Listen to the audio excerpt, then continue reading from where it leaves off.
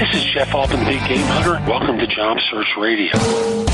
Are you looking for a new job or interested in leveling up? Job Search Radio is your go-to resource for insider tips on job hunting and growing your career.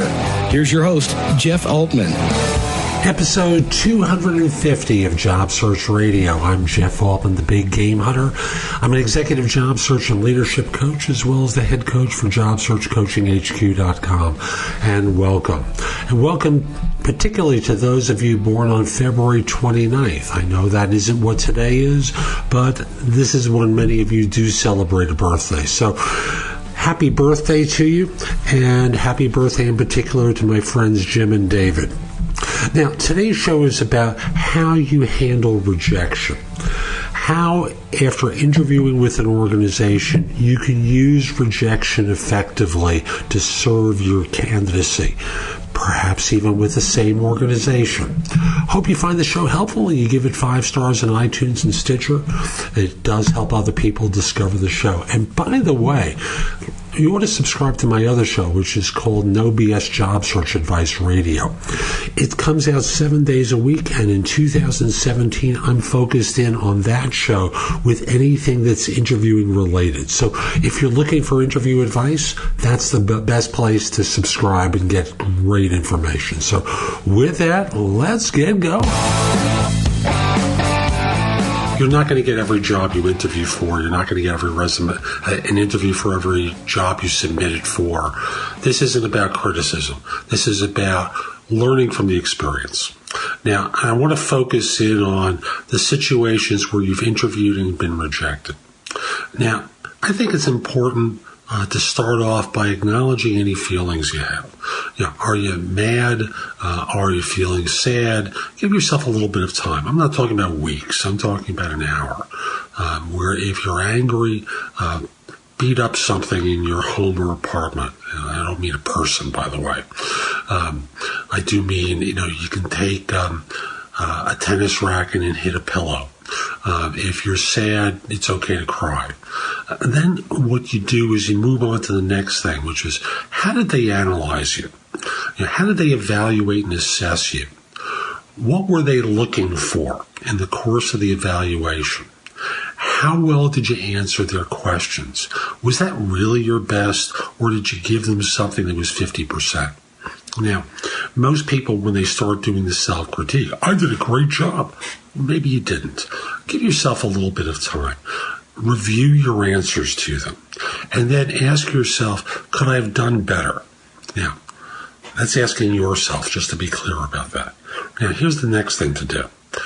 Within a short period of time of having the rejection communicated to you, send an email, text if that's available, message to the person who you interviewed with, and say, could I get a few minutes of your time?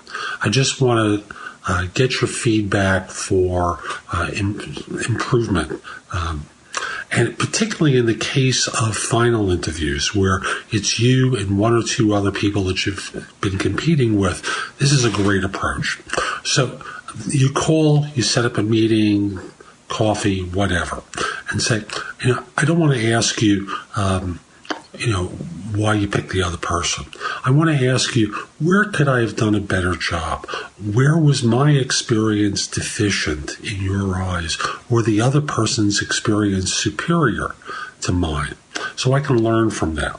Now, especially in cases where you're finalists, this is a terrific approach. Now, and the reason I say that is because, frankly, there are a lot of instances where the person they choose doesn't work out. So who do you think they start thinking of right away? You. So getting that kind of feedback and then acting on it for your own benefit will help you develop the skills, knowledge, and experience to be more effective in your next interview, and at the same time allow them to maintain a contact with you. Think of you should something happen, should a new role open up. As a matter of fact, you can say to them, at the end of the conversation, as you're shaking hands goodbye or finishing the phone call, say, I really was so impressed with you and with your organization. If something else opens up, please let me know. I'd love to hear about it. And This isn't about begging. Did you hear my tone of voice? Did it sound like I was begging? No, you don't want to sound like a beggar at that point. You just want to simply say, if something else opens up, I was really impressed with you and your organization. Please let me know about it. And often they'll come back to you with something else. So this is an approach. This really will be helpful to you. It may result in a job with that firm, but more likely you can take that feedback, use it constructively, and apply it to the next interview. So that's today's show. I hope you found it helpful.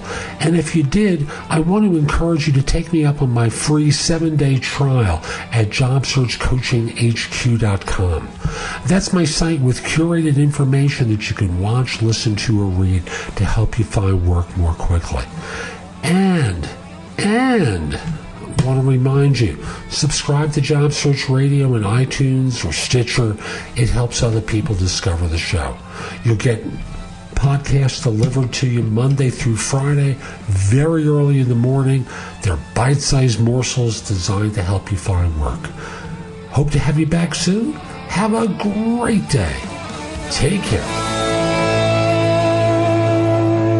If you would like to have Jeff give you advice about your job search, you'll love JobSearchCoachingHQ.com. This site has all of Jeff's books and guides to job hunting available free. The ability to have Jeff answer your questions, plus podcasts and videos that'll help you with all the different parts of a job search, including writing a winning resume and cover letter, great answers to interview questions, how to negotiate effectively, whether you want an easy way or want to get tough, plus a community of people like you who you can get advice from. The site again is JobSearchCoachingHQ.com. That's JobSearchCoachingHQ.com.